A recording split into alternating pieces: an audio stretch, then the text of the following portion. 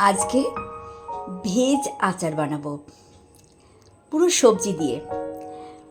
গাজর, বিনস, বেগুন, ফুলকপি আর কাঁচা লঙ্কা আছে। মটরশুঁটি দিতে পারেন, কিন্তু এখন মটরশুঁটিটা নেই। আমার একটু দেরি হয়ে গেল বানাতে। রান্না করতে ভালোবাসি, ওই জন্য আজকে আপনাদের কাছে আচার নিয়ে এসেছি। গাজর আছে 500 গ্রাম, বিনস আছে 300 গ্রাম, বেগুন 300 গ্রাম, ফুলকপি বড় সাইজের একটা, যদি ছোট হয় তাহলে 2টো নেবেন, আর কাঁচা লঙ্কা আছে 100 গ্রাম। এরপরে আমি আস্তে আস্তে সব দেখাতে শুরু করব। এরপর গ্যাস জ্বালিয়ে কড়াইটা বসিয়ে ফেলেছি। এরপরে আমি কড়াইয়ের মধ্যে তেল দেব।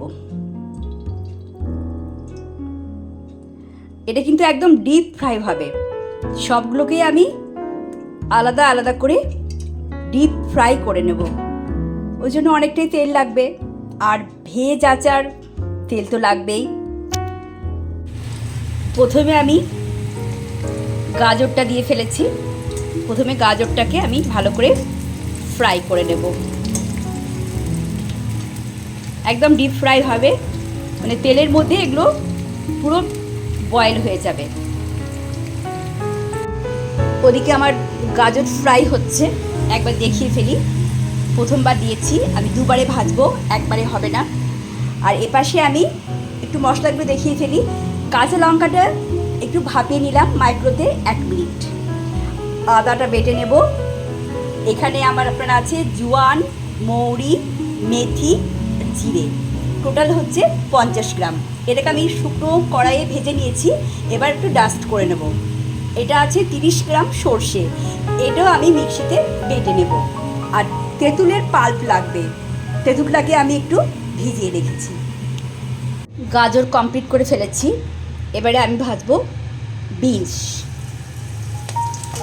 একদম দেখুন পুরো ডিপ ফ্রাই হবে।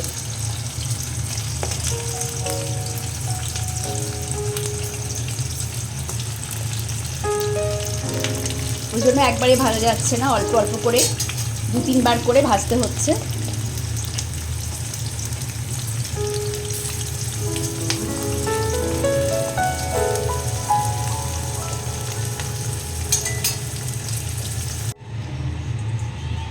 এরপরে আমি ফুলকপিটা শুরু করছি ভাজা। অল্প অল্প করে পুরোটাই ভেজে নেব, একবারে হবে না। বড় ফুলকপি আছে, আমি আগেই বলেছিলাম। অল্প অল্প করেই এটা ভাজতে হবে।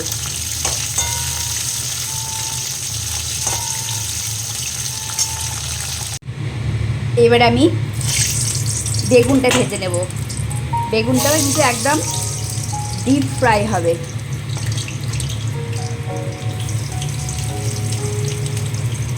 ডিপ ফ্রাই করতে গেলে আমাকে অল্প করেই ভাজতে হবে। গাজর, বিনস, ফুলকপি আর বেগুন সব আমি পুরো ডিপ ফ্রাই করে নিয়েছি। এদিকে আমি আদা 100 গ্রাম বেটে নিয়েছি, চিনি আছে 150 গ্রাম, ভাজা মশলাটা গুঁড়ো করে নিয়েছি, সর্ষে বেটে নিয়েছি, আর কাঁচা লঙ্কাটা তো বললাম আগে বয়েল করে ফেলেছি। না, রান্না কেউ দেখায় না।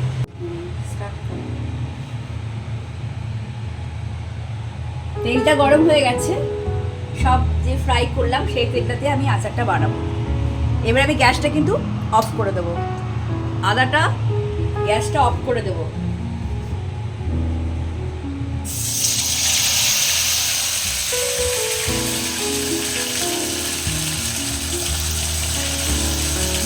না হলে কিন্তু আদাটা আমার পুড়ে যাবে। এখান থেকে গ্যাস অফ করে আদাটা গরম তেলের মধ্যে নেড়ে নেব।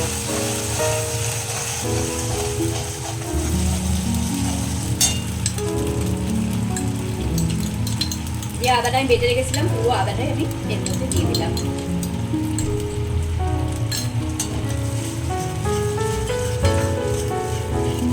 এইভাবে আমি গ্যাসটা এরপরে জ্বালাবো।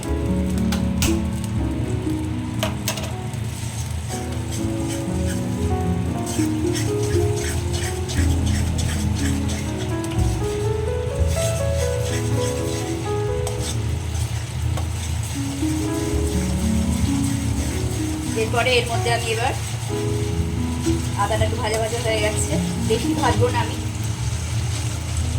সর্ষে বাটটা বেটেছিলাম, সর্ষেটা দিয়ে দিলাম।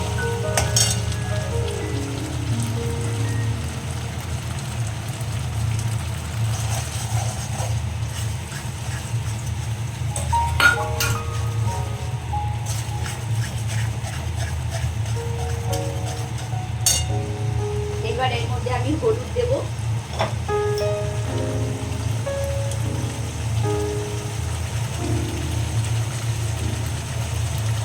এগুলো আপনারা আপনাদের পরিমাণ মতো দেবেন, পরিমাণ যেমন লাগবে সেভাবে দেবেন।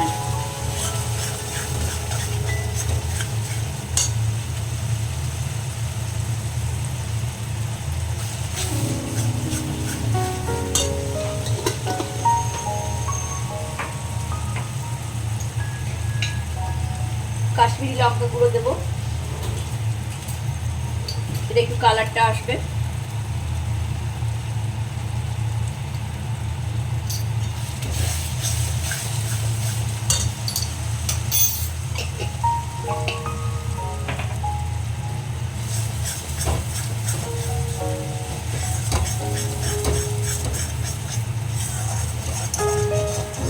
এবারে আমি 150 গ্রাম চিনি দেবো বলেছিলাম, সেই চিনিটা দিয়ে দিলাম।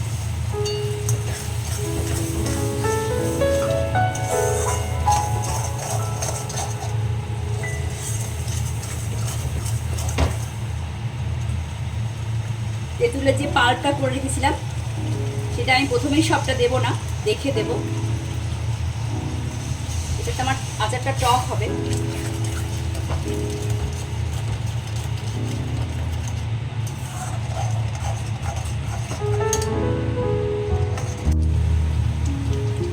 এরপরে লবণ দিয়ে দেবো, লবণটাও আপনারা দেখে নেবেন।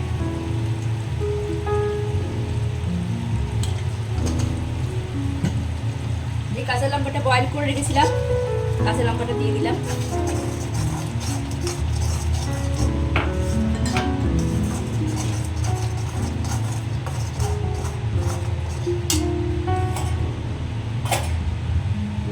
ভাজা মশলাটাও এবার দিয়ে দিলাম।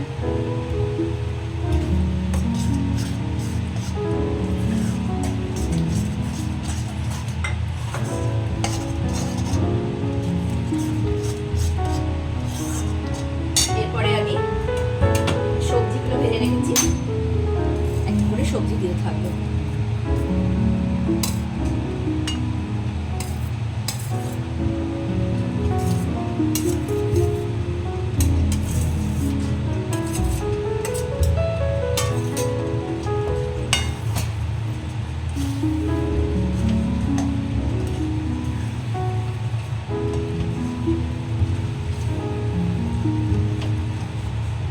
বেগুনটাও দিয়ে দেবো।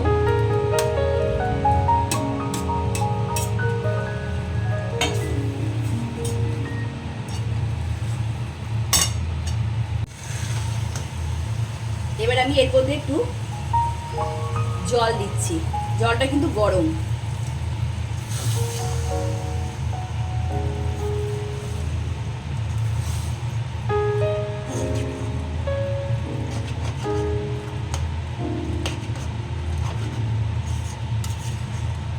পুরো জলটাই আমি দিয়ে দিলাম।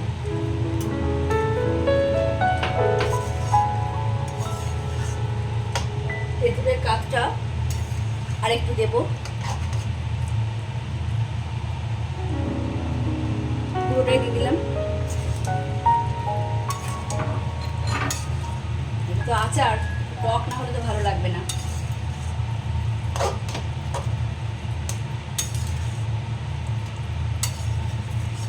এবারে এটা আমি একটু, গ্যাস কিন্তু বাড়াবো না, গ্যাস একদম সিমে আছে আমার, আস্তে আস্তে এটা একটু ফুটবে।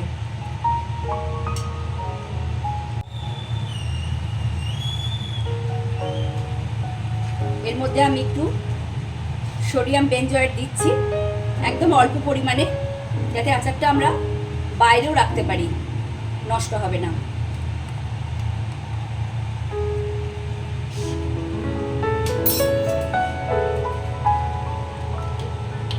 আর আর একটু অ্যাসিটিক অ্যাসিড দিয়ে দেবো।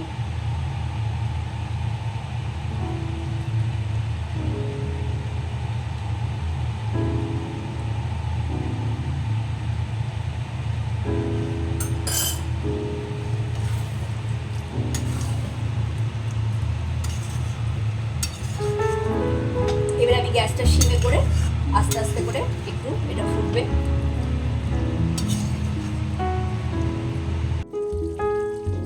আচার আমার রেডি হয়ে গেছে, গ্যাস একদম সিমে আছে। দেখুন ওপর দিকে তেলটা ভেসে উঠেছে। এবার আমি গ্যাসটা অফ করে দিচ্ছি।